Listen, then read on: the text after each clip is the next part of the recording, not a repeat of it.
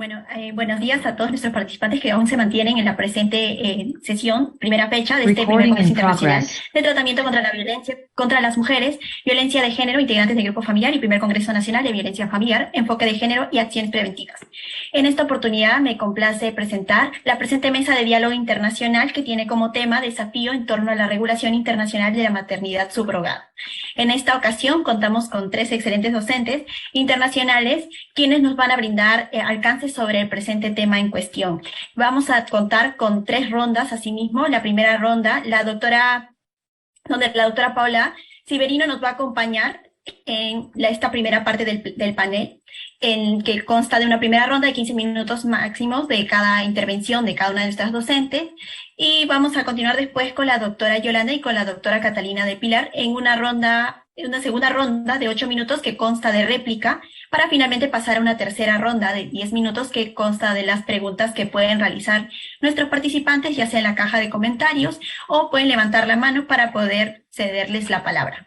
Sobre la doctora Paula Siverino, ella es abogada y doctora en Derecho por la Universidad de Buenos Aires, experta en bioética jurídica y miembro del Comité Internacional de Bioética de UNESCO.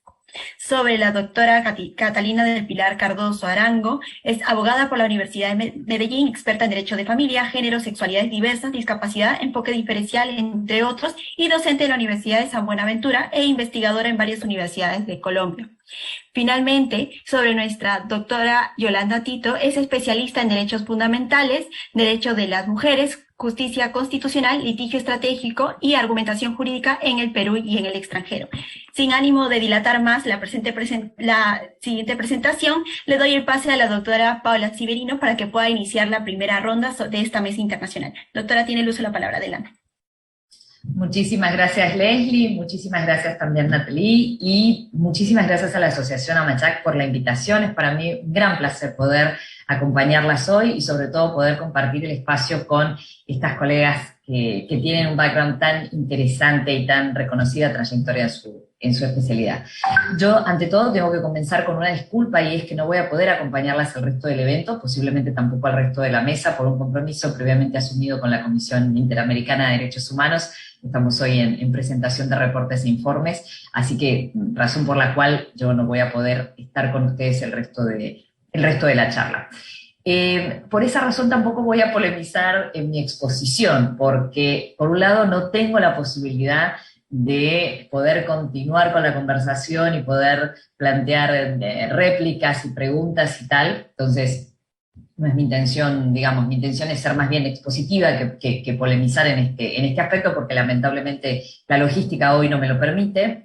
Pero por otra parte, porque más allá de las dudas y resistencias que genera la gestación por sustitución, la razón es, de hecho, nacen niños y niñas que se ven gravemente afectados en la violación de sus derechos, ¿no? Yo también tengo una larga recorrida en políticas públicas y en litigio estratégico en el Perú, y una de las cosas que lamentamos es las situaciones de graves vulneraciones de derechos que se generan en todos los intervinientes en este proceso. Entonces, un poco la idea de la intervención es esta, ¿no? Es plantear este cuadro de situaciones, plantear tensiones y contradicciones dentro de esta práctica, que es lo que estamos viendo en el Perú hace ya muchos años. Hace muy poco tiempo atrás fue publicada una investigación en una obra colectiva de la UNAM y de Cambridge sobre gestación por sustitución. Me tocó abordar el capítulo del Perú. Entonces, digo esto trabajando hace más de 2 décadas en derechos sexuales y reproductivos en el Perú, abogando por la interrupción voluntaria del embarazo, abogando, como seguimos, por el fin de los embarazos forzosos en niñas y adolescentes, y por reconocer el derecho al aborto cuando hay por medio de una violación. Digo, una cosa no quita la otra, ¿verdad? Entonces, el foco en el tema de los derechos de los niños y niñas en mi exposición de ninguna manera contradice el trabajo que hacemos con otras colegas hace muchos años en este sentido. Dicho esto, si bien formo parte del Comité Internacional de Bioética de la UNESCO, mis expresiones son exclusivamente a título personal. Nosotros redactamos, a mí me tocó liderar la posición, vamos a decir, pro derechos, por llamarlo de alguna manera, versus la posición conservadora en el comité entre el año 2018 y 2020, que hicimos el reporte de parentalidad moderna y reproducción asistida. Aquellas personas que les interesen pueden entrar a la página de la IBC, IBC UNESCO, y van a poder ver un listado de los reportes, entre ellos el reporte de parentalidad moderna y reproducción asistida. Y fue un reporte muy duro, con posiciones muy duras respecto de reproducción asistida en general, obviamente filtradas por la discusión del Estatuto Ontológico del Embrión, y uno de los puntos también álgidos en la conversación, aunque debo decir que fue en el que tuvimos mayores consensos, fue la cuestión de la gestación por sustitución. Entonces, quizás lo primero que me gustaría señalar es que la gestación por sustitución es una práctica legal no regulada en el Perú. Esto es importante porque hay quien dice que es una práctica ilegal. Técnicamente hablando, es legal, no está regulada.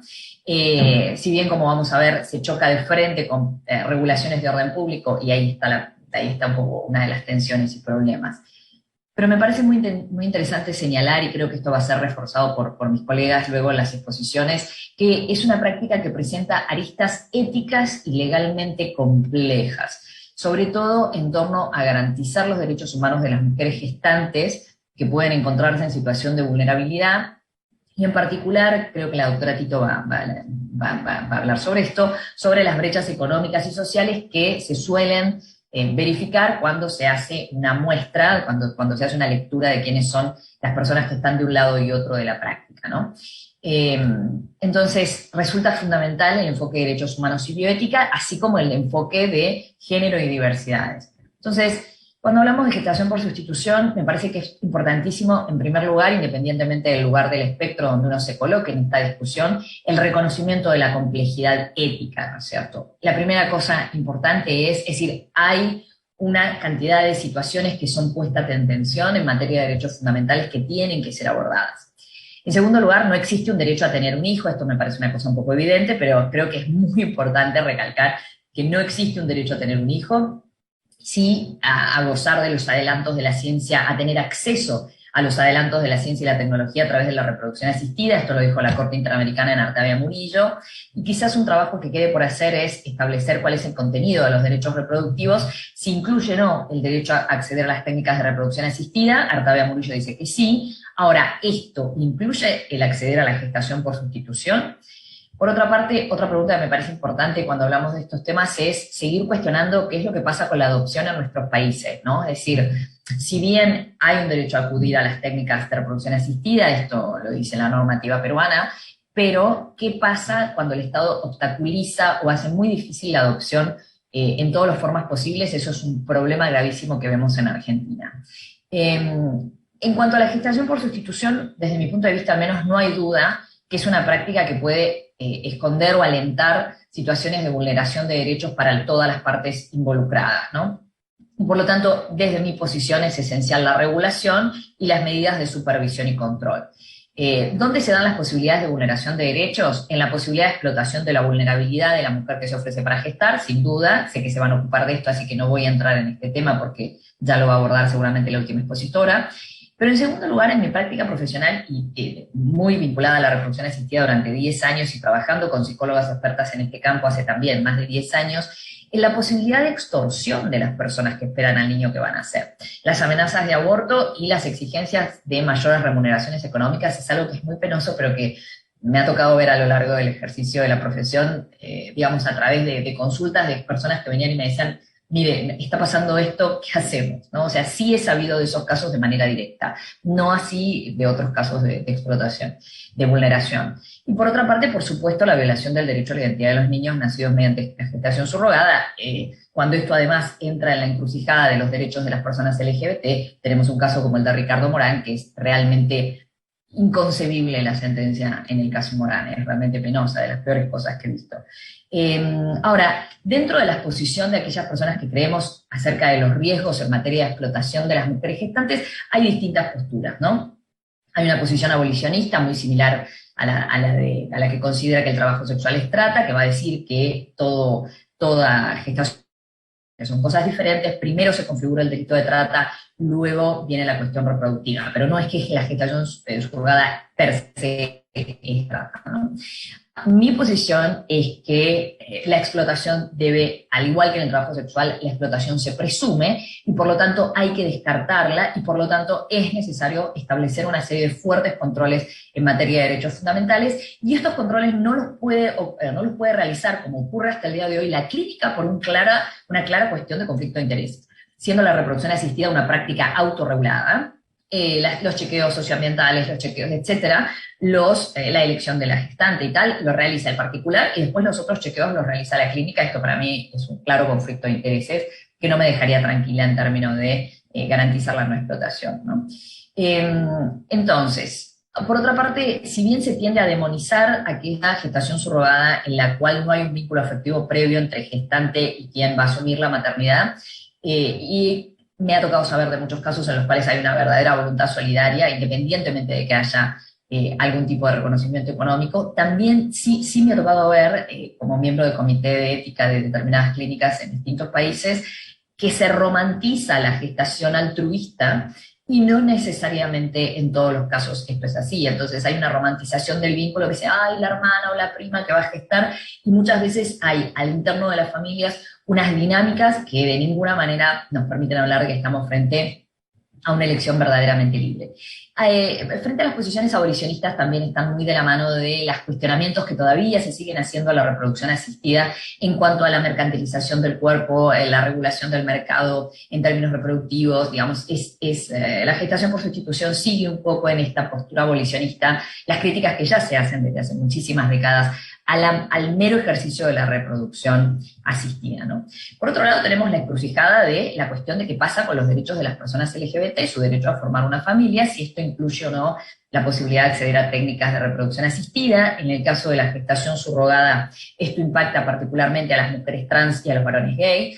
Y esto se tiene que entender en el contexto peruano, en la generalidad de un no reconocimiento y una mora en el reconocimiento más que una mora, una violación flagrante de los derechos de las personas LGBT en el Perú. En el caso de Argentina, por ejemplo, es un caso interesante porque teniendo matrimonio igualitario, teniendo identidad de género, teniendo comaternidades y copaternidades, al no reconocer la gestación por sustitución, si bien la jurisprudencia la acepta ya desde hace muchos años, digamos, hay una jurisprudencia consolidada en la aceptación de la gestación por sustitución, al no estar regulada legalmente, coloca en una situación de discriminación básicamente a las parejas con mujeres trans y varones gays, en la medida que son los únicos que están excluidos de poder acceder a los beneficios de la ciencia y la tecnología para utilizar a favor las técnicas de reproducción asistida. Entonces, en el caso argentino, por su legislación específica, podríamos decir que hay una cuestión que se configura de discriminación en este caso, ¿no?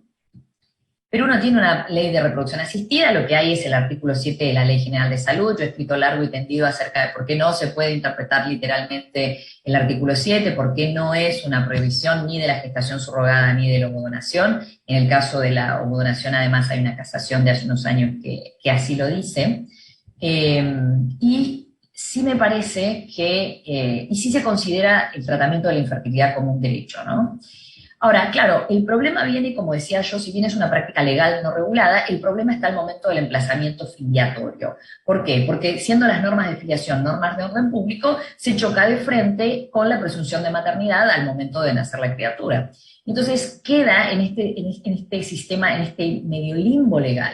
Y yo creo que ahí también hay que llamar la atención sobre la responsabilidad de las clínicas de reproducción asistida. Por un lado, por no invertir o malinvertir en personas que no son expertas en asesoramiento legal, y tenemos el caso de la pareja chilena que fue detenida en su momento, acusado de tráfico de personas, y era una gestación subrogada, incluso genéticamente vinculada, ¿no? Y por otro lado, por esta cuestión que a mí me hace enojar tanto, y lo he dicho muchas veces a médicos, esta cosa de yo te voy a dar un hijo. No, vos no le vas a dar un hijo porque la gestación subrogada no está regulada y por tanto la voluntad procreacional no es fuente filiatoria hasta tanto una jueza o un juez lo diga en un proceso judicial. Entonces, tengan muy en claro que si una paciente va a pasar por un proceso de gestación por sustitución, el nivel de vulnerabilidad en términos legales al que va a estar expuesta va a ser altísimo, no hay ningún tipo de certeza, y yo conozco muchos casos de gente que lleva 4 o 5 años sin poder salir del país, 4 o 5 años teniendo niños que no están anotados o que están viviendo situaciones de alta irregularidad legal. Entonces, me parece que hay una responsabilidad y esto yo le he dicho mucho a los foros médicos, que hay una responsabilidad de adecuar el lenguaje de la misma manera que no se puede alentar la fantasía de que por utilizar reproducción asistida voy a tener un niño sano, porque por otra parte, ¿dónde está la ética?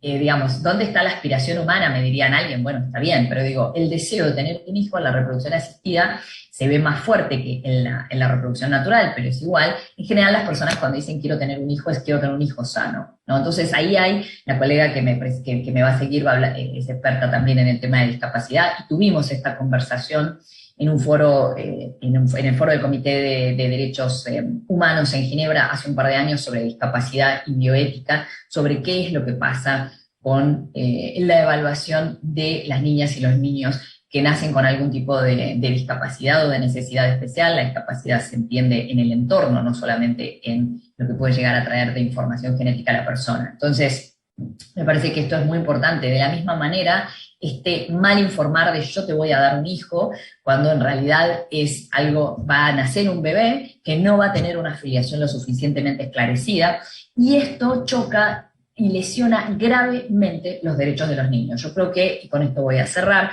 creo que el lamentable caso de Morán, más allá que la calidad jurídica de la sentencia es algo que ameritaría algún tipo de sanción, pero, porque aparte un juez no puede negarse a dictaminar en función de lagunas o falla regulatoria o oscuridad de la ley, eso es ir contra la manda constitucional.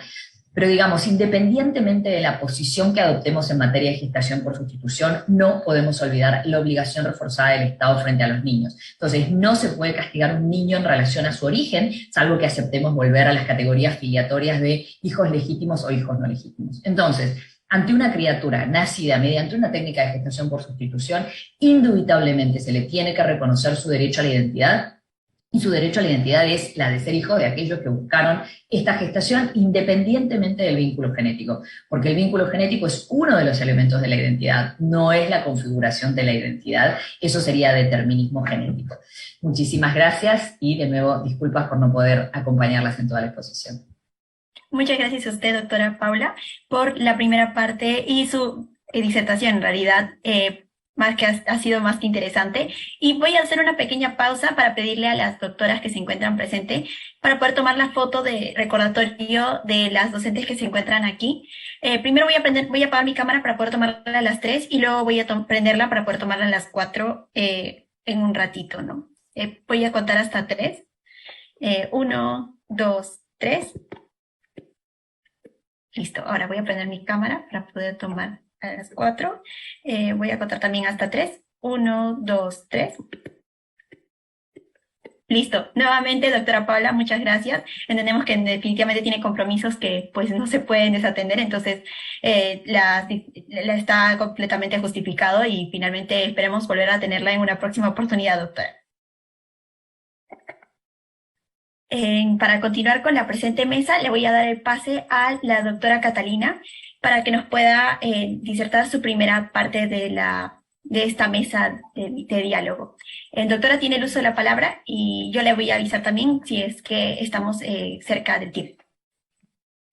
Muchísimas gracias a la Escuela Amachac, que no solamente ofrece este espacio tan grato y de tanto crecimiento para toda la comunidad latinoamericana, y por supuesto a Nicole y a ti, Leslie, por esta convocatoria, este extraordinario evento. Primero, pues, decirle a la doctora Paula Severino que me encantó su ponencia y espero poderla contar con usted más adelante para que sea escuchada aquí en mi país, Colombia, y en la Universidad San Buenaventura, de la cual hago parte. Absolutamente coherente y conforme a ello. Hoy vengo a hablarles este asunto de la gestación o maternidad subrogada. Pone en vilo una pregunta que desde el derecho de las familias, este derecho contemporáneo que ha sido convencionalizado y constitucionalizado, alejándose de su raíz civilista, se hace. Esta gran pregunta que dice, ¿qué es mamá? ¿Quién es mamá para el derecho? Por supuesto, esa respuesta tendrá muchísimas enfoques desde cada una de las áreas interdisciplinares con las que conversa el derecho de las familias. Es una respuesta que, por supuesto, el Día de las Madres todos damos a partir de una vivencia, de una experiencia. Pero el derecho de las familias, en su sentido jurídico, tiene que dar una respuesta. ¿Quién es mamá para el derecho? Es decir, ¿quién va a aparecer en el registro civil de nacimiento de una persona? ¿Será necesario que aparezca esa persona allí llenando esa casilla? ¿O podrán haber más personas llenando esa casilla? ¿Quién es mamá? Y aquí nos vamos a encontrar con 3 paradigmas, o más bien 2 para que seamos más resumidos. Primero, un paradigma biologicista, sangre de mi sangre, que por supuesto privilegia el parentesco de consanguinidad y que por supuesto en nuestros procesos de filiación, en donde la prueba principal es la científica o genética de ADN, es la que entonces tiene mayor fuerza en todo el sur global y en general en América Latina e Hispanoamérica. Por supuesto, esto es de tendencia romanista, en donde se privilegia, vuelvo y digo, la sangre de mi sangre. Se contrapone, como ya lo advirtió la doctora Paula, el otro paradigma, el de la voluntad procreacional, en donde dice que madre y o padre no es solamente aquella persona que aporta material genético para la construcción de una nueva vida, para la concepción, sino que es madre o padre quien desea serlo. Y esto, por supuesto, también tiene su fundamento romanista, puesto que esta es la base o el paradigma en el que se sustenta la adopción y que, por supuesto, hoy en las líneas jurisprudenciales que estamos desarrollando principalmente en Colombia sobre los vínculos socioafectivos o de crianza o de amor, se fundamentan entonces en este paradigma. Y por supuesto, en medio de estos 2 paradigmas está esta pregunta. En la maternidad o gestación subrogada, miren que pongo los 2 nombres de presente, porque precisamente con la respuesta que demos habrá entonces la elección de maternidad o gestación subrogada. Está esa pregunta. ¿Quién es madre? Madre es la que aportó el material genético porque fue con su óvulo con el que se realizó la concepción, o madre es la que decide serlo a través de un acuerdo de voluntades entre una mujer que aportó no material genético y otra mujer que gestó y dio a luz un hijo. O madre es, como nos lo enseña nuestros códigos civiles, tanto los de la vertiente de Andrés Bello, como como es mi país, Colombia, como los de la corriente de Vélez Sarsfield, que son los del Cono Sur, y todos los códigos modernos como el de ustedes, Perú, y el de Brasil. Madre es quien da a luz. Todavía no superamos entonces ese paradigma del parto, de la presunción de maternidad por el parto. Mater est. Hoy, esa presunción, por supuesto, que tiene toda su lógica en un sentido histórico romano, no lo tiene tanto cuando hablamos, por ejemplo, desde la adopción. Madre es quien aparece en ese registro civil de nacimiento que formaliza una sentencia judicial después de un proceso administrativo para que una mujer, quien no dio a luz, quien no gestó ni concibió a un niño, niña o adolescente, sea la madre de ese ser humano, de esa persona. Por supuesto, esta presunción de parto tampoco nos va a servir para estas filiaciones por socioafectividad, por vínculos de crianza que hoy se están reconociendo, por lo menos en mi país, Colombia, a través de una línea jurisprudencial, tanto de la Corte Constitucional, que es nuestro máximo tribunal que protege la Constitución política colombiana, así como la Corte Suprema de Justicia, que es nuestro máximo tribunal en casación, en la jurisdicción ordinaria, así como el Consejo de Estado, que es nuestro máximo tribunal en el contencioso administrativo, hay un reconocimiento durante las últimas 2 décadas de esa filiación socioafectiva, de ese vínculo de crianza o del amor, en donde es madre no quien aportó material genético, es madre quien ha decidido serlo y ha acogido desde la solidaridad y el afecto a esa persona. Por supuesto, tenemos también aquí la inquietud frente a la maternidad y o gestación subrogada. ¿Quién es madre? Entonces aquí nos vamos a encontrar con que tenemos que desvirtuar la presunción del parto, porque quien gestó y dio a luz, en teoría, pareciese que no es la madre. Y esa teoría es porque si practicamos la prueba genética, que es el mayor indicativo de filiación en nuestros sistemas, va a salir excluyente. Y va a salir excluyente precisamente por un previo consentimiento entre una pareja y esta mujer que dio a luz, o entre una persona y esta mujer que dio a luz. Pero ¿y qué pasa si quien está reconociendo que ese es su hijo no aportó tampoco material genético, sino que se valió de donación de óvulo y de espermatozoide? Los 2 gametos tampoco van a coincidir. Entonces, creo que este tema de la maternidad o gestación subrogada nos pone en entredicho qué es ser mamá. Y por supuesto, esto en el ámbito, como ya lo refirió la profesora anterior a mi ponencia, para las parejas homoparentales, en donde vamos a tener 2 madres, se rompe también el paradigma binario de tener papá y mamá. Aquí vamos a tener entonces 2 madres, una que quiere y otra que aporta su material genético. Y una tercera mujer que gesta y da a luz. ¿Cuál de las 3 es mamá? ¿Las 3? ¿2? ¿Una? ¿Ninguna?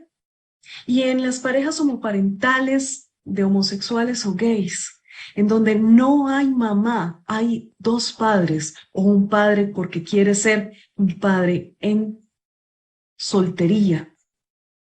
Aquí, si no hay mamá, esa mujer que gestó y dio a luz, que tampoco aporta material genético, ¿quién es?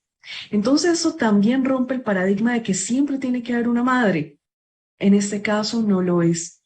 ¿Y qué pasa si empezamos a hablar, como ya Argentina lo está haciendo de una manera bellísima, como también en España lo estamos viendo, en Brasil, algunos cimientos por allí en México, y aquí en Colombia tenemos una primera sentencia, multiparentalidad, en donde decían efectivamente que tanto esa mujer que gesta y da a luz, como la mujer que aporta el material genético, como el hombre que aporta el material genético, deciden todos ser papás y participar de esa cocrianza siendo multiparentales. Entonces, miren que este tema de la maternidad y la gestación subrogada, dentro del enfoque de género, que por supuesto nos lleva a todas las preguntas que hizo la doctora Paula anteriormente, ese derecho a ser madre, si es un derecho fundamental o no, que riñe con ese derecho a acceder a todos los tratamientos médicos contra la infertilidad, que riñe con ese derecho de acceder a todos los adelantos científicos, entre ellos los médicos, y como no, a la gestación subrogada. Ese enfoque, esa maternidad que también tenemos que ver en un enfoque de género, teniendo en cuenta que esos cuerpos de las mujeres no sean llevados a la falta de dignidad por ser usados y explotados como un vientre alquilado y en arriendo, el primer nombre que recibe esta categoría o institución jurídica, que riñe también, por supuesto, con la preocupación respecto a la filiación e identidad de ese niño o niña que nazca, y que nazca bien y sano dentro de esta Convención Internacional de Derechos de las Personas con Discapacidad, que riñe además también con los derechos de esos padres y madres que contratan o acuerdan, y ahí empieza otro juego difícil, el tema de la gestación, y que sus hijos no sean entregados, que sean extorsionados, que sufran de cualquier delito, o esos niños y niñas, como hemos visto en los casos que se presentan en India y en el sudeste asiático, en donde los padres abandonan a esos hijos porque no nacen como quieren. ¿Qué pasa entonces con esas mujeres que quedan con alguna discapacidad, enfermas o inclusive mueren como riesgo propio del embarazo? ¿Qué pasa entonces para el único evento en que nuestra Corte Constitucional ha permitido que la gestación subrogada sea legal? Porque aquí en Colombia tampoco ha sido regulada mediante ley. Se han presentado más de 4 proyectos, en este momento está en tránsito uno, muy atacado por los feminismos radicalizados y otros grupos conservadores y ortodoxos, y no ha salido ninguna ley. Solo tenemos una sentencia de tutela, es decir, sede de amparo de nuestra Corte Constitucional, y este año tenemos una muy reciente en donde la Corte Constitucional le dice al Congreso, lo convoca a que regule, como lo indicó la profesora Paula, este tema. Por supuesto, las abolicionistas, ubicadas en estos extremos que ya les comenté, indican que no. Nosotras, desde el derecho de las familias, desde el género, desde el derecho constitucional y convencional, desde los principios y los valores, es decir, con un enfoque ético, como dijo la doctora Paula, decimos requiere regulación precisamente por todos estos riesgos.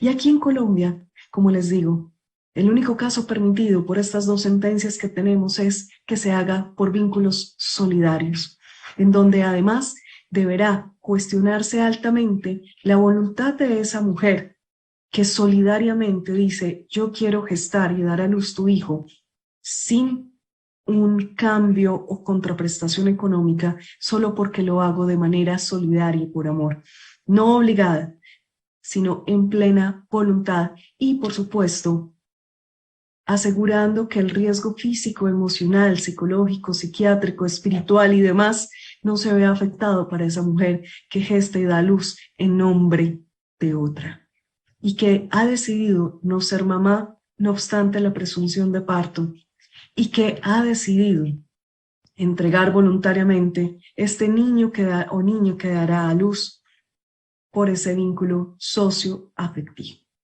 Entonces ahí les dejo. Tú me dices, Leslie, ¿cómo vamos de tiempo? Sí, doctora, justo ¿Apenas le iba es? a decir, nos queda todavía 1 minuto y 20 segundos. Perfecto. Entonces ahí les dejo esas preguntas. Por supuesto, no estamos cuestionando si esto es un contrato o un acuerdo de voluntades. Eso se los dejamos a los civilistas que lo enmarcan dentro del contrato de arrendamiento terrible. De allí deriva ese arrendamiento o alquiler de vientre. No vamos a cuestionarlo, por supuesto, en este instante desde el enfoque de género y la explotación de los cuerpos de las mujeres. Hoy, en estos minutos que me regalan ustedes y que yo comparto, es para cuestionar quién es mamá. ¿Quién es mamá en todo escenario jurídico? Y si el derecho de las familias a nivel internacional, a nivel de el sur global, nos vamos a preguntar quién es mamá. Solo les dejo este punto. Hoy salió un comunicado de prensa de nuestra Corte Constitucional en donde indica que en las parejas homoparentales, es decir, de 2 hombres o de 2 mujeres, podrán acordar quién ejercerá la licencia de maternidad y quién la de paternidad. Es nuestra Corte también cuestionando qué es ser madre y qué es ser padre. Una gran pregunta que nos tenemos que hacer. La mía, mi respuesta es aquella mujer que ha decidido ser. Y la que decidió ser mi madre, en su honor, esta conferencia también, y en honor de todas sus queridas y amadas madres, y a todos ustedes que lo son también. Muchas gracias, Leslie. Muchas gracias a usted, doctora Catalina, por esta primera parte de disertación y le doy el pase a la doctora Yolanda, que se encuentra también aquí en la sala para que pueda iniciar con su disertación respectiva. Doctora, tiene el pase. Muchas gracias, Leslie. Yo tengo una presentación PPT. Voy a poner compartir. Me avisa si se ve.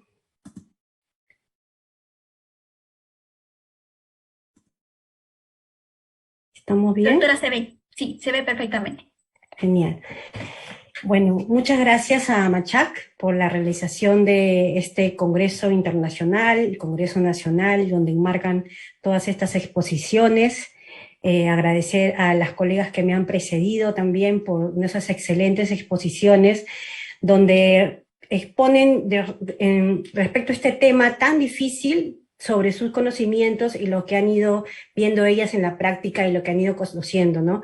Para mí es un privilegio poder estar aquí luego de ellas, porque son sin duda expertas en la temática.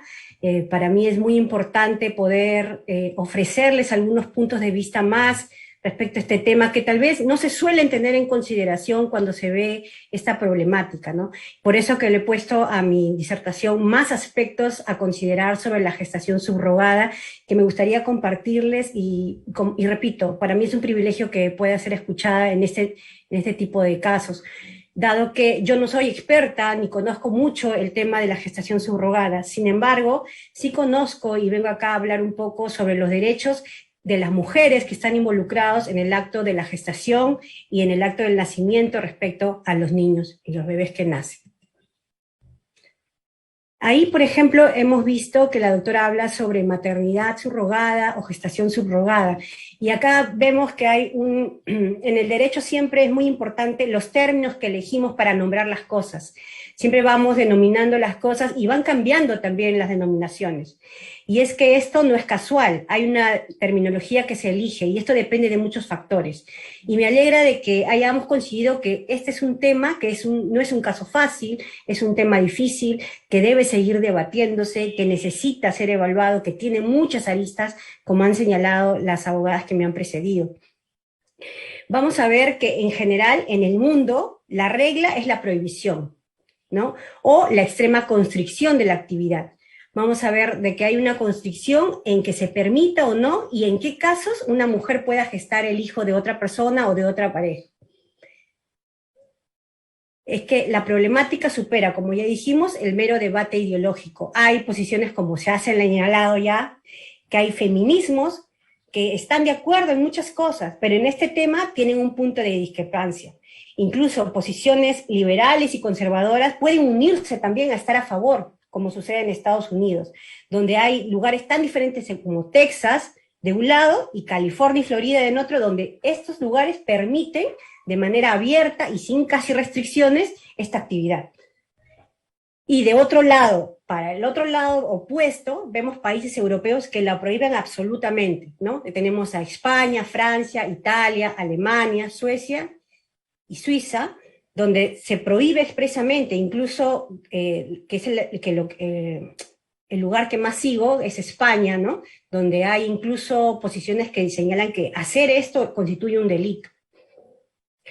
Y se elige también opciones en el medio de regulación, donde se permite, pero con determinadas condiciones. Por ejemplo, si se trata de una pareja que está casada, si se trata de una pareja que es heterosexual, excluyendo a las parejas de hombres, si se trata, por ejemplo, de que una de las personas que integra la pareja sea del país donde se realiza, y ahí se permita, ¿no? O, por ejemplo, que en tu país sea legal, vas a poder hacerlo, por ejemplo, en India, siempre y cuando en tu país sea legal. Otros se permite, como en Canadá, siempre y cuando sea por motivos altruistas, que se dice, ¿no? Aunque sabemos que siempre se recibe un pago, ¿no? Siempre se recibe un pago y se dice que es un pago menor por los gastos que pueda incurrir, pero se llama eso altruista. He tomado este mapa de una página que se llama Stop Vientres de Alquiler, que es una página española, que como decía que es una de las fuentes de información que sigo, puesto que esta página actualiza con bastante frecuencia la información que tiene, y podemos ver un mapa de la situación de la gestación subrogada o vientres de alquiler en este caso. Vemos que nuestro país acompaña en color marrón a toda la región, ¿no? De manera lineal. Nuestros vecinos, salvo Brasil, que lo permite siempre que sea de manera altruista. En México casi siempre se permite, salvo en algunos estados. En Estados Unidos pasa lo que ya comenté, y la prohibición viene en lo que está demorado, ¿no? en los países de Europa, sobre todo en la mayoría, sus vecinos de África, y se permite mucho en Ucrania, por ejemplo, en Rusia, en estos países donde los españoles, por ejemplo, suelen viajar mucho para hacer esta práctica, la cual se puede diferenciar mucho en costos, ¿no? Se sabe que en Estados Unidos es la más costosa que hay, que puede llegar más o menos a $150.000, mientras que puede costar la mitad en Ucrania. Por eso es un destino preferido por algunas personas o parejas. Lo que vengo a exponer hoy es presentarles también un poco lo que sucede de las personas que no se hablan sobre esta situación. Generalmente se suele hablar y preferir el discurso de las personas que tienen la intención de ser padres o madres. Y acá les vengo a hablar un poco sobre el embarazo, ¿no? El embarazo es un proceso absolutamente complejo que cambia la vida de las mujeres biológicamente hablando, y cuando digo mujeres también me puedo referir a otros cuerpos con capacidad de gestar, pero para, digamos, disminuir mi lenguaje voy a decir mujeres, casi siempre. El embarazo es un proceso biológico complejo, durante el cual un feto o más de un feto se desarrolla más o menos en 40 semanas. Esto trae diversos cambios en los cuerpos de las mujeres, como se puede ver aquí en la imagen que he adjuntado. Los órganos de las mujeres se empujan hacia arriba mientras va creciendo este feto, ¿no? Eso explica diferentes situaciones que le suceden a las mujeres, ¿no? Por ejemplo, caminas y te empiezas a cansar más, te empiezas a agitar más, ya no puedes hacer las actividades como las hacías antes, porque hay diferentes cambios en tu cuerpo, no solamente hormonales, que permitan que se mantenga el feto en tu cuerpo, sino también físicos, ¿no?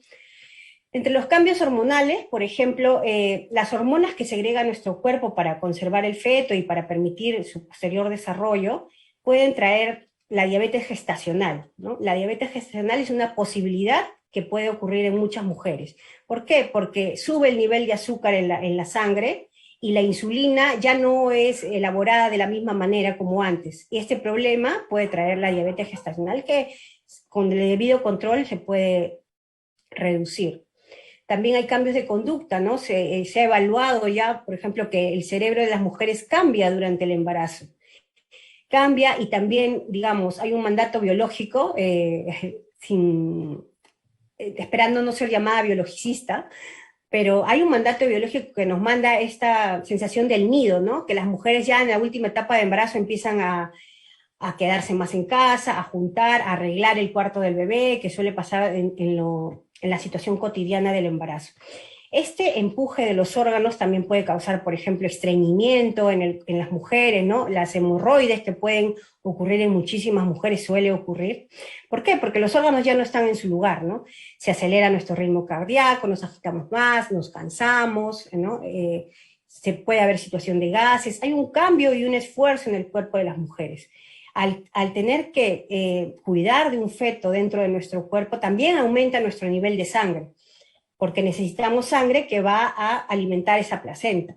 Entonces puede ocurrir casos de anemia. La Organización Mundial de la Salud recomienda suplementos de fierro para las mujeres, y, por ejemplo, este aumento en el volumen de la sangre también puede traer problemas en las mujeres, sangrado en las encías, por ejemplo, ¿no? Que también suele ocurrir y es muy frecuente.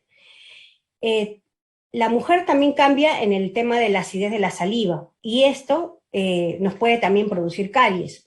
Los vómitos también nos pueden producir caries. Hay estrías que se producen en el cuerpo de las mujeres, y la preeclampsia, que es la hipertensión. La hipertensión, y que se ha demostrado estadísticamente que al ser un óvulo de otra mujer, sube la estadística de la preeclampsia en las mujeres embarazadas. Y respecto de los bebés también quería mencionar algunas cosas.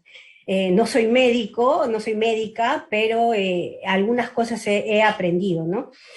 Hay una incidencia mayor de las cesáreas cuando hay gestación subrogada, ¿no? Se suele programar el parto en un momento determinado, porque el parto es un asunto que viene de improviso. Pero aquí se necesita tener un mayor control, ¿no? Se busca siempre el control, que la persona que tiene la intención de gestar y de ser padre o madre tenga un control de cuándo va a ir a presenciar este acto. Y esto puede suceder en cualquier momento, entonces se programa una cesárea. La Organización Mundial de la Salud señala que solamente el 15% de los nacimientos deberían ocurrir por cesárea, por problemas que puede haber médicos, ¿no? Cuestiones determinadas, y las demás deberían ocurrir de manera natural. Pero en esta situación, digamos, esto se obvia, ¿no? Se obvia, y se prefiere una cesárea. Se prefiere para poder, digamos, acomodarse al control que tiene que haber en esta situación. O se busca desencadenar el parto de manera natural. ¿Pero cómo? Poniendo oxitocina artificial en la sangre de las mujeres, o una rotura de membranas que también acelera el proceso de parto. Estas dos situaciones son consideradas violencia obstétrica, ya por la relatora del Comité de las Naciones Unidas de Defensa de los Derechos de las Mujeres, ha señalado que estas ambas situaciones son violencia obstétrica en general, y por lo tanto no deben dejar de ser violencia obstétrica en estos casos. El inicio del proceso de parto normalmente se da por una señal del feto hacia la madre, y desencadena el proceso hormonal. Generalmente se dice de que esto ocurre cuando los pulmones del bebé ya están preparados para nacer. Una vez que ya estén habilitados, va a empezar a ocurrir y va a empezar a descender por el canal de parto. Por eso que se dice que hay una necesidad, incluso si estuviese una posibilidad de cesárea, que se esperen a las contracciones, porque las contracciones benefician al niño, al bebé que está por nacer, de diferentes maneras, ¿no?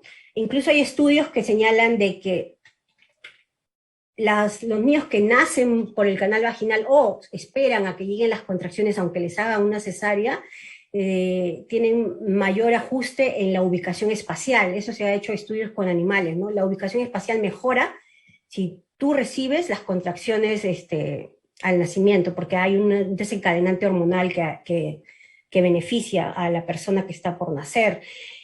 Pasar por el canal de parto también se le quita esta posibilidad a un niño si es que se programa una cesárea, ¿no? Si tú no pasas por el canal de parto, te pierdes de algunas cosas. Por ejemplo, cuando tú pasas por ahí, tu cuerpo se va achicando y para poder pasar, porque por eso es que tienen tantos huesos los niños por nacer, porque necesitan estrujarse para poder pasar, y eso hace que los pulmones liberen el agua que tienen retenida, y cuando no nacen así, entonces lo que sucede es que sus pulmones están llenos de agua, y eso puede producir problemas, ¿no? Además, este paso por el canal de parto también hace de que los niveles de estrés al nacer bajen, ¿no? Entonces hay menos estrés cuando un niño nace por el canal de parto que cuando nace por cesárea.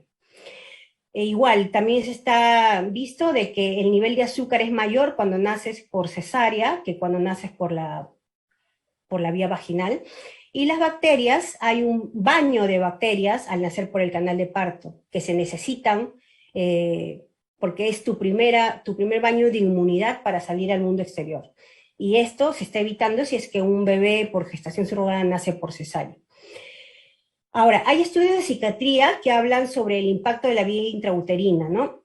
Al no querer tener relación de la persona que gesta con el bebé, se pierde también este vínculo que está habiendo emocional, ¿no? Entonces sí debería suponerse que hay un impacto de esta falta de vida uterina, o esta pérdida de contacto intrauterino con la madre, si es que hay relación de ella emocional con este caso.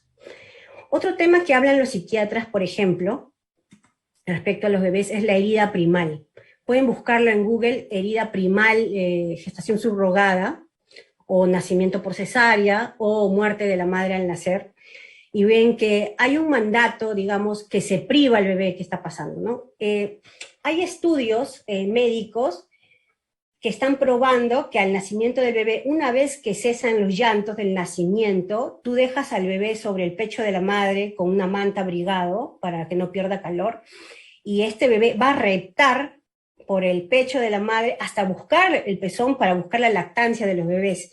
Esto se está perdiendo, ¿no? Este es un mandato neurohormonal de los bebés, que lo tienen de manera natural, y se está obviando que los seres humanos somos mamíferos también. Entonces, estas cosas suceden a pesar de que querramos, digamos, apartar toda esta situación natural que necesitamos tener, siguen ocurriendo, y si no ocurren, falta, ¿no? Y hay varios estudios sobre esta falta en el caso de la herida primal en el nacimiento. Para esto les recomiendo revisar los estudios de la psiquiatra Ivone Olza, que compara esto con que la madre hubiese muerto en el parto, ¿no? Si una madre muere en el parto, el bebé se pierde todo esto. Más o menos ocurre así cuando un bebé nace por gestación subrogada y es apartado del vínculo materno. Doctora, Vemos acá, por ejemplo, en esta foto, sí. doctora, le queda 2 minutos. Sí, vemos por ejemplo aquí cómo este bebé es apartado de esta necesidad hormonal, neurohormonal, para que sea cargado por el padre de intención. Y como ya se ha dicho, ¿no? No hay un derecho a ser padre, no hay un derecho a ser madre. Más bien, muchos ordenamientos consideran al hecho del parto como el que determina la maternidad, como ya se ha dicho. Así es en el Perú. Esto trae complicaciones para el tema de la regulación y estamos coincidiendo de que falta debate y falta una necesidad de regulación o de prohibición, pero necesitamos decidir, ¿no? Necesitamos tomar una decisión respecto a esta problemática. Esto se regulariza generalmente con la adopción o con una rectificación de partida, ¿no? Se firman contratos donde la gestante renuncia a esta maternidad, que sí la hay, como ya hemos dicho, ¿no? Y para esto lo que se ha venido haciendo es que el óvulo y la madre gestante ya no son la misma, como era antes, ¿no? Como el caso Baby M, que también ya lo ha sido mencionado, donde la madre gestante era la misma del óvulo, y esto trae muchas complicaciones porque es más probable que la madre asuma que es su hijo, ya que hay una carga genética, ¿no? Esto ya ha sido, como se sabe, el Tribunal Peruano, el Poder Judicial también lo ha señalado, y hay un caso pendiente en el Tribunal Constitucional contra RANIEC sobre uno de estos casos. Aquí está el número para quien los quiera revisar. Hoy no es jurídicamente renunciable la maternidad, salvo en casos donde hay una situación de protección al menor, donde un juez va a determinar su situación de abandono, por ejemplo, cuando se quiere adoptar a un niño o una niña. Y sí hay, yo considero, trascendencia del vínculo biológico, ¿no? Por ejemplo, sí, nuestra Corte Interamericana no ha tenido posibilidad de revisar estos casos, pero sí el Tribunal Europeo, donde ha valorado el vínculo biológico para resolver o no, a favor. En un caso de Italia, al no haber vínculo biológico ni convivencia, desechó esta situación, y en Francia, al contrario, al haber vínculo biológico, favoreció la conformación de esta familia, ¿no? Estos procesos, se utiliza el óvulo de otra mujer para desvincular con la gestación, ¿no? Pero esta desvinculación, como ya he mencionado, puede producir problemas de salud en la mujer que gesta. No obstante, esta intención de desvincular la trascendencia del vínculo biológico, solo para terminar nada más y luego lo retomo, a las parejas lesbianas se le ofrece un método llamado método ropa, donde reciben los óvulos, o sea, mientras que una de la pareja es la gestante, la otra es la donadora del óvulo, y se les dice a ambas que van a ser ambas madres, y esto me resulta incoherente con el hecho de que se le diga a otros tipos de parejas en que la madre que gesta y la madre del óvulo son madres, pero a las mujeres lesbianas sí. Entonces se da una preferencia, vemos nuevamente, a esta intención de ser madre o padre, cuando ya hemos dicho de que no hay un derecho a ser madre o padre. Entonces, planteemos aquí si el vientre de alquiler, la gestación subrogada, es personas con privilegio económico que quieren perpetuar su carga genética utilizando a una mujer o dos para concretar este deseo. Ese es el asunto que está aquí, para mí, en discusión, que deberíamos tener en cuenta. Gracias. Muchas gracias, doctora Yolanda, por su primera intervención. Y con esto estaríamos cerrando la primera ronda, para lo cual le doy nuevamente el pase a la doctora Catalina para que pueda comenzar con la segunda ronda. Doctora, tiene 10 minutos. Muchas gracias, profe Yolanda. Qué interesante todos esos datos que nos comparte, que nos indica precisamente. Volvemos a decir qué tema tan complejo y tan problemático para mirarlo desde un solo punto de vista, desde una sola arista. Vamos entonces a hablar ya en esta segunda parte, en los 10 minutos, en qué consiste ese acuerdo de voluntades que algunos llaman contrato, en el que una mujer o un hombre o una pareja de dos hombres o de dos mujeres o de un hombre o una mujer se vincula jurídicamente con una mujer para que conciba, geste y dé a luz a un ser humano a quien van a reconocer como suyo. Por supuesto, como lo decía la doctora Paula, este tema en la mayoría de nuestros países de la comunidad latinoamericana no ha sido regulado. En algunos países, como ya lo mencionó la profe Yolanda, está regulado y abiertamente permitido, como esos países de lo que se llamaba antiguamente la cortina de hierro, es decir, Europa Oriental, y donde por supuesto el negocio y el mercado es bastante prolífico y próspero. Otros países en donde además es considerado un delito, es decir, todo lo contrario, prohibición absoluta. Pero en nuestros países latinoamericanos, en este sur global, la tendencia es el silencio legislativo. No hay una ley, no hay una norma que regule el aspecto y nos tendremos que ir, por supuesto, a lo único que tenemos, que es el Código Civil, y es, por supuesto, tramitar esto bajo el nombre o la nominación de contrato. Sin embargo, tanto el código de ustedes, el peruano, como el brasileño, acogiendo teorías alemanas mucho más modernas que las francesas de nuestros códigos de Andrés Bello, amplían el concepto de contrato como una especie dentro de la jerarquía general del negocio o acto jurídico. Por supuesto, nos suscribimos también nosotros en una reinterpretación de nuestro Código Civil. Allí entonces ubicamos no como contrato, por la falta de contraprestación económica, entre otras características propias de la figura contractual, sino que nos acomodamos de una mejor manera dentro del acuerdo de voluntades, en donde caben, por supuesto, relaciones de contenido extrapatrimonial.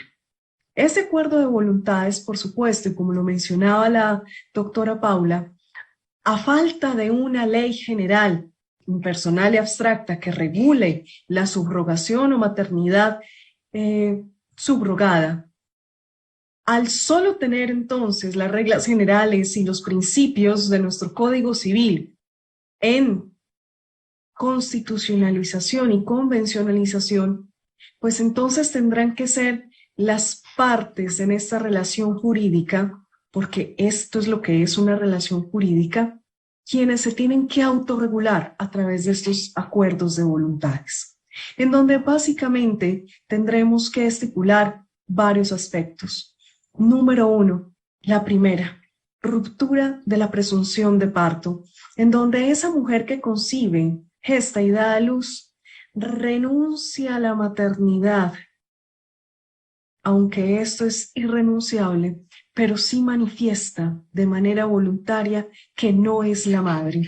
No solamente por no tener ningún aporte genético, sino además porque no obstante ser la mujer que va a dar a luz, que va a parir, esa presunción ella misma la manifiesta romper, indicando que no es la madre. Ese es el primer punto.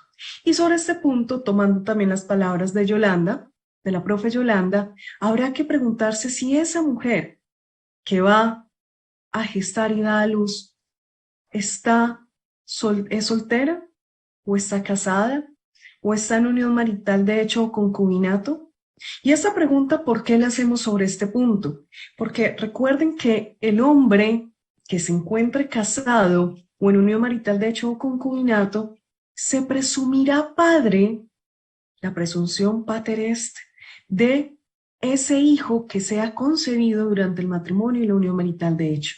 Por lo tanto, en este acuerdo de voluntades será trascendental el estado civil de esa mujer que gesta y da a luz, puesto que si está casada o en unión marital de hecho o concubinato, su pareja tendrá entonces que también manifestarse y decir, no obstante la presunción de paternidad, yo tampoco soy el padre porque no aporto material genético y porque además no es mi voluntad. Primer punto, muy cuestionable porque siempre se nos ha dicho que la maternidad y la paternidad son irrenunciables, pero aquí lo que estamos haciendo son manifestaciones de voluntad para poder romper la presunción. Segundo, una manifestación bilateral, donde esa madre y padre, y miren que ella está utilizando otra expresión, como lo dijo la profesora Yolanda, en el derecho es muy importante nombrar las cosas y su símbolo y su significancia, como lo decía también el maestro Borges, anunciando a Platón. Ese madre y o padre manifiesta su voluntad de que son padres, es decir, aquí hay un reconocimiento, no solamente por aportar material genético, sino porque además han decidido hacerlo. Unimos los dos paradigmas, el biologicista y el de la voluntad procreacional. Aquí, como les digo, puede ser un hombre soltero o una mujer soltera, una pareja heterosexual o una pareja homosexual de dos mujeres o de dos hombres manifestando esa voluntad y ese reconocimiento. Luego vendrán, miren que aquí estamos escribiendo los dos sujetos del acuerdo de voluntades, pero además de eso vendrá el objeto. El objeto es entonces todas las implicaciones que ya la profe Yolanda nos acaba de enunciar. ¿Quién va a asumir los riesgos propios del embarazo y parto? Y dentro de esos riesgos también, ¿quién va a asumir las cargas prestacionales como son la salud? Aquí en Colombia pues tenemos acceso a la salud todas las personas en teoría, a través de regímenes contributivos y subsidiados, pero entonces a esa mujer los demás gastos médicos tan costosos, tan elevadamente costosos que significan el embarazo y el parto, ¿quién los asumirá? Y si tendrán además una medicina particular o una medicina prepagada o póliza de salud. Además de eso, los gastos nutricionales, los gastos de transporte y desplazamiento, es decir, vemos en el fondo que aunque sea de manera solidaria, esto implica muchísimos costos, no solamente sobre el cuerpo y la psiquis de esa mujer que gesta y da luz, como lo indicó la profe Yolanda. Son asuntos económicos y cargas que deben establecerse sobre la salud, la nutrición, el transporte y demás asuntos que implican el embarazo y parto. Finalmente tendremos que establecer la entrega del niño o niña que nazca, en cuánto tiempo será entregado, si esa mujer que da a luz va a también amamantar al bebé o simplemente no lo hará o suministrará la leche hasta el momento en que deje de lactar. Asuntos que no solamente tienen que ver con la nutrición del niño o niña y su salud, sino además con vínculos afectivos que se puedan tejer ahí en el amamantar. Por supuesto, tendremos que enunciar que esto es un asunto solidario. Estos asuntos solidarios se prestan sobre todo en relaciones familiares o de amistad. Los casos que yo he podido acompañar aquí en Colombia han sido casos bellísimos, no solamente porque vemos ese deseo de una pareja por tener su propio hijo biológico, que ya hemos dicho de manera reiterada no es un derecho fundamental, pero que tienen ese deseo y por supuesto, la libertad de escoger el camino para maternar y paternar, y del otro lado, a esa mujer, que generalmente es la abuela, quien con entera salud física y emocional dice, yo quiero hija, yo quiero hijo, que seas madre y padre como has, o padre como has decidido serlo. En estos casos, por supuesto, hay un vínculo afectivo y solidario profundo, profundísimo, y se tiene, como ya lo indicamos, que evidenciar esa voluntad, que no sea una presión sobre esa mujer para que geste y dé a luz el hijo de su hija o de su hijo, que sea realmente un asunto voluntario y solidario, que tiene que estar muy claro en este acuerdo de voluntades. Finalmente terminamos el acuerdo de voluntades indicando los pasos en el momento del parto. Lo que hacemos aquí en Colombia es que registro civil de nacimiento se levanta con el certificado de nacido vivo. Y en el certificado de nacido vivo, la casilla de madre estará llenada por quien dio a luz. Aquí entonces la presunción. Y por supuesto, el registro civil de nacimiento será diligenciado conforme al certificado de nacido vivo y redundará la presunción. Una vez tengamos el registro civil de nacimiento, ya voy a terminar. Muchas De acuerdo, gracias. doctora, le queda un minuto. Listo. Habrá entonces que iniciar un proceso de impugnación de la maternidad y de filiación consecuencial fundamentado en las pruebas genéticas que se practican inmediatamente con el nacimiento. Una vez se presenta ese proceso, que aquí lo llamamos un proceso verbal de impugnación acumulado con filiación, pues entonces se surtirá la demanda con su respectiva admisión y notificación, y donde las partes serán debidamente notificadas, y donde aquella madre presunta y aquella madre que reconoce se allanarán a las pretensiones y solicitarán sentencia anticipada para que, dentro de lo más pronto que pueda llevarse a cabo, se emita una sentencia judicial donde se rompa la presunción de parto y prevalezca la de la prueba genética y la de la voluntad, en donde estará acompañado, por supuesto, este acuerdo de voluntades. Así es como estamos haciendo las cosas en Colombia, en esa autorregulación que nos permite el ordenamiento jurídico. Le doy entonces la palabra a la profe Yolanda. Muchas gracias. Gracias, doctora Catalina. Y doctora Yolanda tiene el uso de la palabra para comenzar con esta segunda ronda de réplica. Tiene 10 minutos. ¿10? Sí, doctora. Bueno, muchas gracias por el pase, doctora Catalina. En realidad sí es un tema bastante grande, bastante gigante, con muchas cosas que hablar. No tengo temor de ser acusada de determinista biológica o de tocar solo una de las aristas del tema, porque yo siento de que siempre se habla suficiente respecto de una parte de esta problemática, pero se obvia, se invisibiliza la otra parte. Entonces creo que se necesita hablar también sobre las mujeres que gestan, sobre las mujeres que dan sus óvulos, sobre los bebés que nacen en esta práctica, porque de ellos se habla menos, ¿no? Se habla mucho en este ámbito de expertise, de que se maneja mucho la problemática de cosas que ya un poco ya se están evaluando cómo hacer, qué soluciones darle, pero me gustaría mucho poder traer acá un poco lo que siempre intento hacer, ¿no? Como sanmarquina creo que me he acostumbrado a hacer eso, ¿no? Traer un poco esta voz discordante de que pueda hablar cosas de que no se están diciendo y que no se está escuchando. Por eso quiero presentar esta diapositiva que tengo aquí, si me permites, rapidito. Sí, Aquí hablamos de la falta de lactancia de los bebés que nacen en esta práctica, ¿no?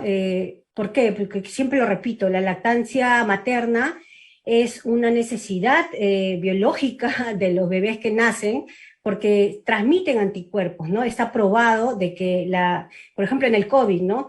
Anticuerpos del COVID han sido pasados de madres a hijos en esta situación, ¿no? Los niños que lactan tienen menos alergias, tienen menos incidencia de asma, tienen menos diabetes de tipo 1, tienen estas enfermedades que se pueden evitar si un niño lacta de una manera adecuada.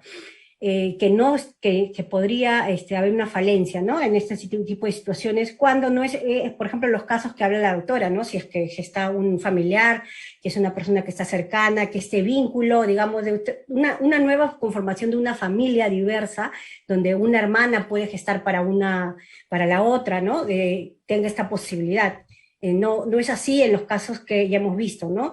Lugares como con agencias que te dan un viaje a Estados Unidos o a Ucrania o a la India, donde vemos que hay mujeres que son llevadas en viviendas donde están ahí, ¿no? Todas embarazadas ahí esperando a que nazcan los bebés.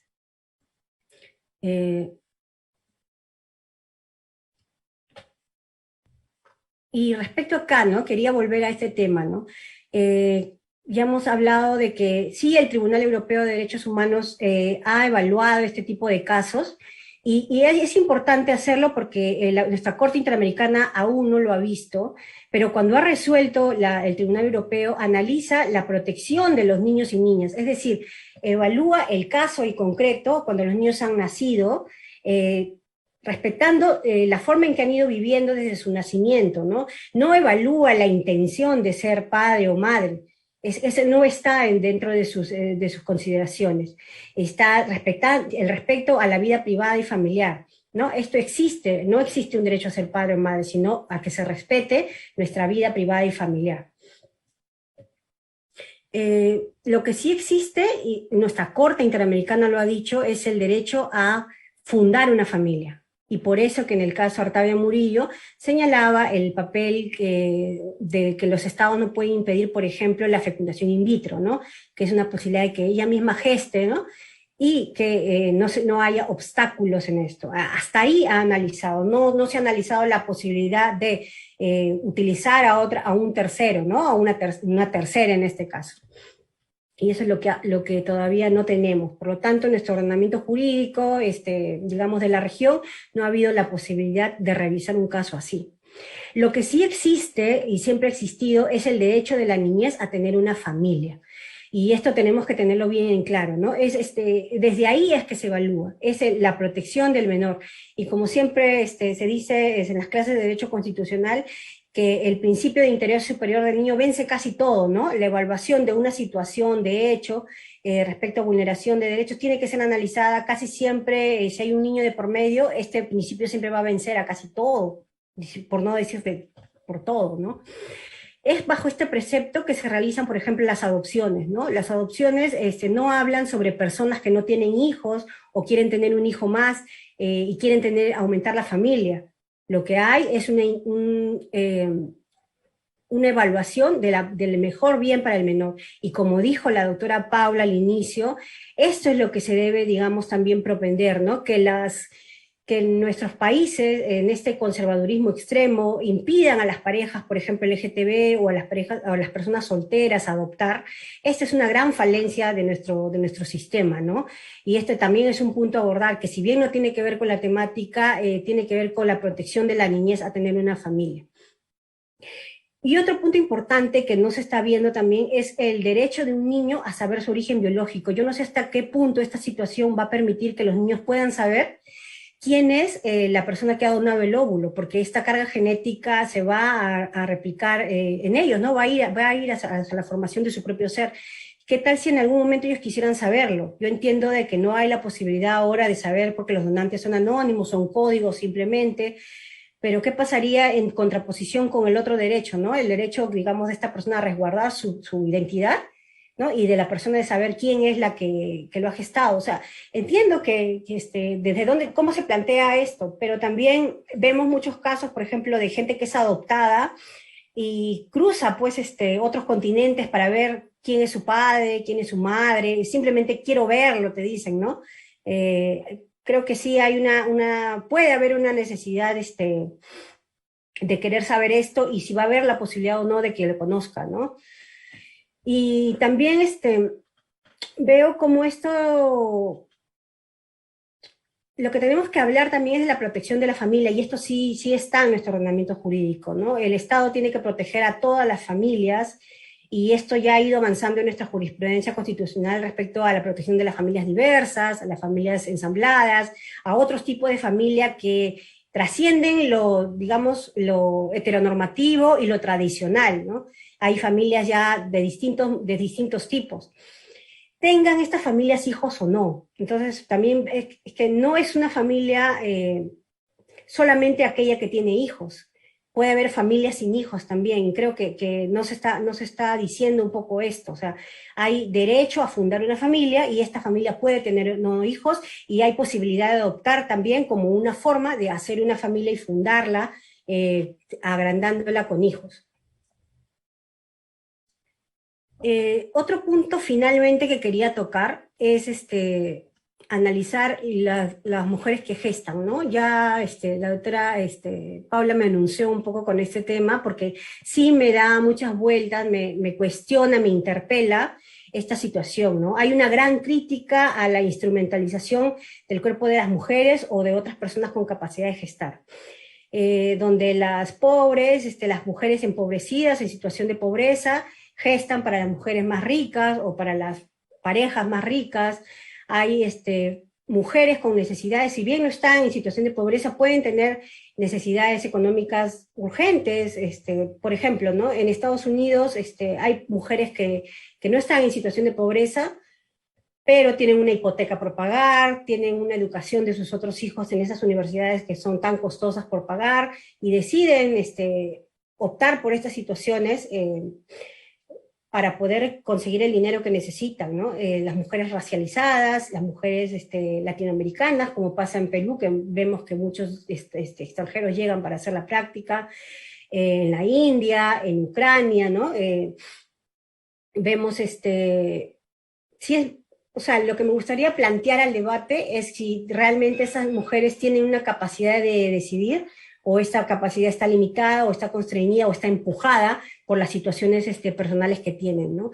Creo que es Israel el país que analiza caso por caso para permitir la gestación subrogada. Entonces, hay un expediente donde se analiza absolutamente a esa pareja que quiere gestar, a la mujer que va a recibir, quién va a donar. Entonces, digamos que es un tratamiento, digamos, más de boutique, digamos, que puede revisar el caso con mayor minuciosidad, y que puede tal vez dar una respuesta mejor. Esto de mero receptáculo reproductivo lo copié de una sentencia de la Corte colombiana, porque me llamaba mucho la atención, ¿no? Cuando hablamos de aborto y la capacidad de las mujeres de decidir sobre sus cuerpos, decíamos que la dignidad de la mujer y la mujer no puede ser reducido a un receptáculo reproductivo. No sé si en este punto también las mujeres que prestan su vientre podrían ser un receptáculo reproductivo. ¿Sí? Doctora, sí, le queda un minuto. Sí, yo con esto termino. Hay, por ejemplo, estaba leyendo a la profesora Clara Mosquera, donde hablaba que para ella la maternidad subrogada es una forma de explotación económica, ¿no? Donde la mujer, por esta necesidad, se compromete a llevar un embrión de otras personas a cambio de dinero. Esto podría ser, digamos, un contrario al principio kantiano de la dignidad humana, y que necesita ser evaluado también en el contexto del derecho constitucional. Hay muchísimo más por hablar, por eso me reduzco solamente a una arista, pero me alegra que se haya podido tocar el tema y que podamos estar aquí para responder algunas preguntas. Ojalá que se pueda dar un debate sobre esto, y estoy a su disposición. Más bien, muchísimas gracias por la invitación.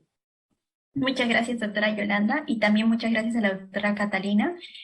Con esto estaremos cerrando esta segunda ronda de intervención para pasar a una última ronda de preguntas, para la cual nuestros participantes pueden realizar tanto a micro encendido, levantando la mano para que les podamos dar la palabra, como poder depositar sus preguntas en la presente caja de comentarios. Vamos a esperar unos cuantos segundos para ver si algún participante tiene alguna duda o desea levantar la mano para intervenir.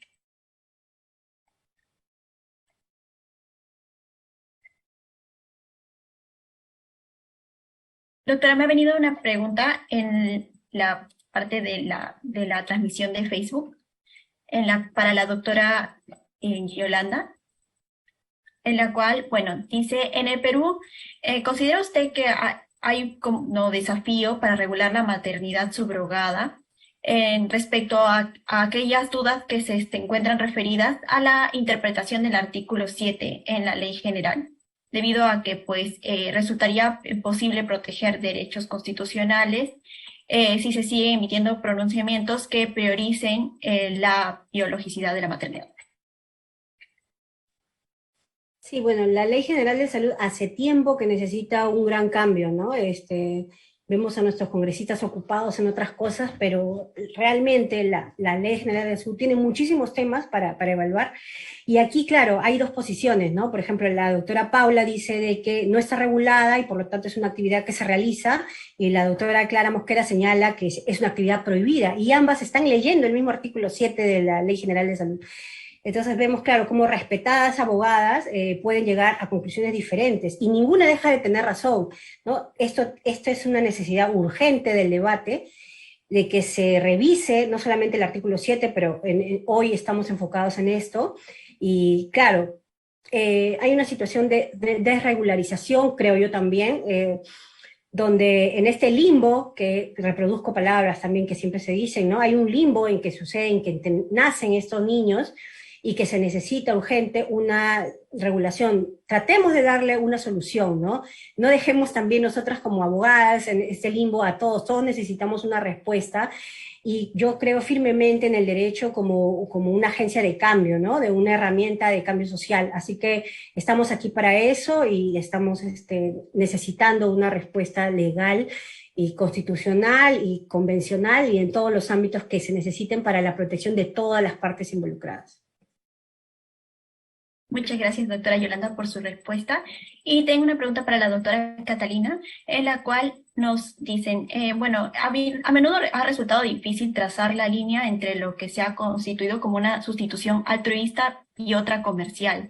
Por ejemplo, si una sustituta que se encuentra desempleada antes de la concepción, luego reclama gastos razonables en los que, por ejemplo, incluye un lucro cesante como parte del acuerdo, ¿este todavía sería constituido como una sustitución altruista? Qué buena pregunta, y es una pregunta que está dentro del marco de lo que hoy llamamos responsabilidad civil o reparación integral en las relaciones de familia. Esta tendencia también viene desde Argentina y España, y recientemente en Colombia se reconoce dentro de las terminaciones de matrimonios y uniones maritales de hecho o concubinatos por violencias basadas en género. Por supuesto, está abierto el escenario para otro tipo de reparaciones integrales que deban hacerse en el entorno del derecho de las familias. Y como aquí estamos en ella, pues entonces viene la pregunta, ¿será que cumple los requisitos de la reparación integral, del derecho de daños, de la responsabilidad civil, contractual o extracontractual? Y aquí viene la segunda pregunta.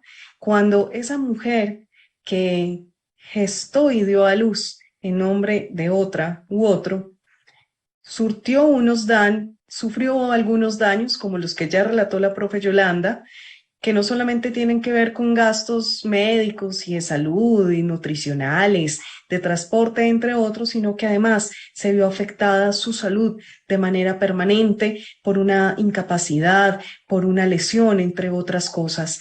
Yo creo que, por supuesto, cabe dentro de los supuestos de la reparación integral, y no es que deje de ser altruista o solidaria, simplemente estamos ya en el marco de la indemnización de perjuicios y no del pago por un servicio. Entonces yo creo que ahí está la diferencia, y muy buena pregunta, porque ahí está la pregunta marco: indemnización de perjuicios por nacer o por no nacer. Gran cuestionamiento que hoy tenemos también en el derecho de las familias desde la reparación integral y otros asuntos. Y le sumo a un comentario que hizo ahorita la profesora Yolanda, y ese derecho a saber la verdad genética. También existe el contrario, a no saberla. El derecho a no saber la verdad también se construye hoy en América Latina. Fue Argentina quien habló por primera vez, y hoy en Colombia también tenemos niños, niñas y adolescentes que se niegan a la práctica de pruebas genéticas en procesos de impugnación y de filiación porque no quieren saber, y prima la voluntad procreacional o el vínculo socioafectivo. También preguntémonos entonces, ¿cuál es el derecho a no saber la verdad aquí? También es un derecho de ese niño, niña, adolescente que fue gestado y vino a la vida de esa manera. Muchas gracias. Muchas gracias, doctora Catalina, por la respuesta brindada para la pregunta que ha sido formulada por uno de nuestros participantes. Bueno, también hay otra pregunta respecto pues a la presunción de paternidad del esposo de la madre gestante, ¿no? Cuando dice que se encuentran ya con matrimonio, pues la presunción del pater incest supone que este niño va a nacer frente a como si fuera parte del matrimonio, y sin embargo lo que nos preguntan es cómo serían estos casos de gestaciones subrogadas en los cuales tuviera que encontrarse aquella confrontación con, por ejemplo, los intereses superiores del niño, ¿no? ¿Cuál es su comentario al respecto? Para ambas docentes, primero le voy a dar el pase a la doctora Yolanda y luego a la doctora Catalina. Muchas gracias. Quería mencionar primero algo sobre lo de la contraprestación, lo del pago, ¿no? Otro punto importante a tener en cuenta también es que en la cadena en que se desarrolla la actividad, por ejemplo, en Grecia, que es se permite el altruismo, las mujeres pueden recibir un pago de máximo de 10.000 euros, ¿no? Pero el procedimiento a las personas que lo hacen termina costando 100.000, por ejemplo. Entonces, hay un dinero que se diluye y en esta cadena la mujer es la que recibe menos de toda la cadena, ¿no? Entonces, veamos también ese asunto que es necesario. O sea, se habla de altruismo, pero las agencias que lo hacen no son altruistas. La que es altruista es la mujer, digamos. Entonces, ahí es un aspecto que también se debe analizar, revisar, tener en cuenta y controlar si es necesario. Y sobre lo de la paternidad, la presunción de paternidad, lo que yo vi, por ejemplo, en el caso de Ricardo Morán, era como ya en California esto ya es bastante cotidiano, lo que suelen hacer es, se presentan ante un juez, la pareja, y ambos señalan que no tienen esta intención de que este bebé sea suyo, ¿no? Y sale una suerte de sentencia. Entonces siempre va a ser un juez el que tiene que declarar esta situación. Y es la solución jurídica que hay ahí y debería ser así, como lo ha planteado la doctora Catalina en el caso de maternidad. Y suele suceder aquí cuando hay adopciones, ¿no? Los niños no pierden así de por sí. Por eso es que cuando los antiderechos dicen que la solución al aborto es esta cajita donde uno deja bebés, esto es un imposible, porque yo no puedo simplemente deshacerme de mi voluntad de ya no tener este niño. Yo tengo que esperar a que un juez determine lo que es mejor para él y declare su situación de abandono y posteriormente que esté en adopción. Entonces se necesita, hasta ahora por lo menos la solución que ha dado el derecho siempre es la decisión jurisdiccional, ¿no? Muchas gracias, doctora Yolanda. Doctora Catalina, le doy el pase para que pueda responder.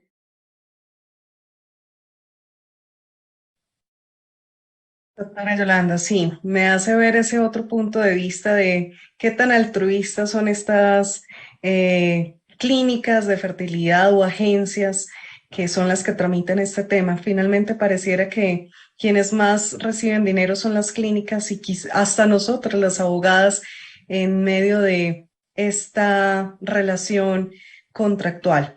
En cuanto a la presunción pater est, pues si esa mujer que concibe a luz, como ya lo indiqué, está en matrimonio o en unión marital de hecho o concubinato, como se llama en el resto de América Latina, por supuesto, su cónyuge y o compañero permanente o concubino van bajo esa presunción. Esa presunción, recuerden que opera en el momento del registro. Entonces, si ese cónyuge o compañero permanente no acude al registro ni se hace el registro conforme a esa presunción, pues la casilla estará vacía y será el padre que voluntariamente ha donado o ha aportado mejor, aclaro, su material genético y que además participó de esta vinculación jurídica, manifestando que es el padre, pues será quien reconozca y él no tendrá que iniciar procesos de impugnación y de filiación. Sin embargo, si por algún error en la cadena, este cónyuge o compañero permanente, concubino de esta mujer que dio a luz, termina vinculado bajo la presunción pater est a este niño o niña que nació, pues entonces contra él también vendrá un proceso de impugnación y el padre que aportó el material genético y que voluntariamente lo ha decidido, tendrá en consecuencia que hacer la filiación o, como ya también sugirió la profe Yolanda, hacer el respectivo proceso de adopción, que es mucho más extenso y complejo. Como siempre hemos hablado las tres profesoras aquí, El tema no es fácil de tratar, es supremamente complejo porque va sobre la esencia del derecho de las familias. Esa pregunta que yo les he hecho, ¿quién es papá? ¿Quién es mamá para el derecho? Esto no es una obviedad y tenerlo en cuenta no solamente en el marco del enfoque de género y evitar la explotación sobre los cuerpos de las mujeres. Tener en cuenta a estas familias que quieren tener hijos de estas maneras, pero como lo ha reiterado la profe Yolanda, sin olvidar que está en juego la vida y la dignidad, la historia de un niño o niña que más adelante tendrá que contar cómo fue concebido. Muchas gracias. Muchas gracias, doctora Catalina. También muchas gracias a la doctora Yolanda por estas preguntas, las respuestas a estas preguntas depositadas por nuestros participantes. Y de todas maneras, también a la doctora, porque a la doctora que se encontró al inicio, la doctora Paula, para que nosotros podamos escucharla también un poco al inicio de esta presente mesa, ¿no? A las tres, muchas gracias por haber aceptado esta invitación de parte de AMACHAC para poder escucharlas el día de hoy en este Congreso de Violencia. Y a nuestros participantes también pedirles que vayan preparando sus cámaras para que las puedan prender en el momento en el cual se les solicite para poder tomar la foto institucional. Y antes de ello le doy el pase a la doctora Catalina para que nos pueda dar unas palabras de modo de cierre. Bueno, finalmente darles las gracias a Machac por prestarnos este espacio de debate tan interesante, por permitirme conocer a la profesora Yolanda, que le escribiré, por supuesto, y a la profe Paula, porque es un tema extraordinario y que hay que debatirlo en América Latina. Es un tema tabú, del cual no se habla, pero que hay que hablarlo sin miedo. A veces con el miedo que sentimos nosotras como mujeres, como profesoras, de que nos encasillen por nuestro concepto jurídico en algún punto ideológico, cuando lo hacemos sin sesgo de ese tipo, sino que lo hacemos teniendo en cuenta a todas las partes vinculadas allí. Los saludo entonces desde mi territorio, Colombia, con un gran abrazo fraterno hacia Perú, una nación que amo y admiro profundamente desde todos sus puntos de vista, y espero entonces que más adelante hagamos un debate y nos hagamos esta pregunta, no solamente ustedes y nosotras, ¿quién es mamá? Hagámonos así como tenemos ríos de tinta definiendo qué es familia para el derecho. Ahora preguntémonos quién es mamá y, cómo no, quién es papá. Y si estas categorías en un lenguaje no binario y no patriarcal tendrá entonces que reescribirse desde el humano, desde estructuras horizontales. Muchas gracias a todos ustedes y por supuesto a ti, Leslie, a Nicole por su extraordinaria organización, a la profe Yolanda y Paula que compartieron generosamente su conocimiento y que hoy fui un estudiante más. Muchas gracias, doctora Catalina. Ha sido un gusto escucharla también. Y le doy el pase a la doctora Yolanda para que también nos pueda dar sus palabras finales. Gracias. Le hago una pregunta sobre qué pasa si el bebé tiene discapacidad, y solamente mencionarlo, ¿no? Se han reportado casos en la prensa donde hay bebés, por ejemplo, en Ucrania, me parece, pues en Europa del Este, donde son dejados si tienen alguna discapacidad mental o física, ¿no? Puede ocurrir, ya no los recojo, ¿no? Como tienen una discapacidad, ya no los recojo. Entonces, esto también, sí. Y hay una película en Netflix que se llama Mimi, ¿no? Que es la situación de una chica en la India, que es una comedia, pero que retrata muy bien esta problemática, y les invito a verlo en el fin de semana que viene, ¿no? Agradecer a Machac, como siempre, esta buena disposición, a ustedes, a Leslie, Nicole, cómo no, a la profesora Paula, que he tenido el honor de compartir con ella, conocer a la profesora Cardoso. Para mí es un honor estar con expertas, para mí es un privilegio, lo repito, ¿no? Estar con ellas que saben tanto de esa temática, que han conocido casos de cerca, que saben muchísimo más que yo, y que me escuchen, para mí es un privilegio. Así que agradezco al Congreso por permitirme estar aquí. Un saludo a todos, un saludo sanmarquino a todas, a todos, muchas gracias. Muchas gracias, doctora Yolanda. El privilegio creo que es de parte tanto de Amachá como de los participantes que han podido escucharlas a las tres. durante este espacio de ya un poquito más de hora y media. Y a nuestros participantes nuevamente les invitamos a que puedan encender las cámaras porque ya en este momento estaríamos tomando la foto institucional de manera de recordatorio, que ya es bastante tradicional en Amachac.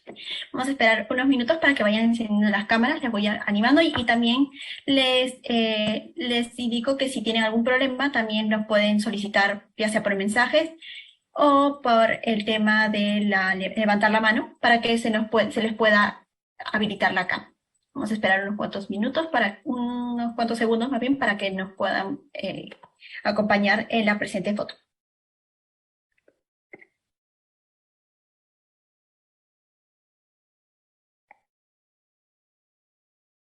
Ahí veo algunos que se van animando. Voy a contar hasta 3 para poder tomar la foto respectiva.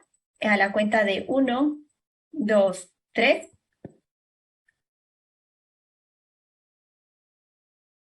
Listo. Las fotos ya han sido tomadas. Nuevamente les extiendo los agradecimientos a la doctora Yolanda, a la doctora Catalina, a la doctora Paula también desde donde esté ahorita mismo haciendo su trabajo definitivamente. Y bueno, también desearles a cada una también un buen ya fin de semana y también un buen inicio de la próxima semana que viene ya de diciembre. Entonces, que tengan un buen día.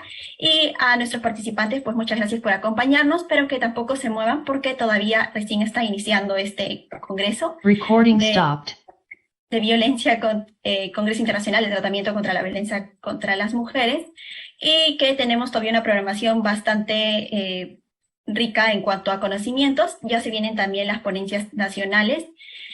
A la 1 tenemos la ponencia de la doctora Lili Gelancio Yontop para que nos pueda disertar el tema del feminicidio y el análisis del acuerdo plenario 1-2016.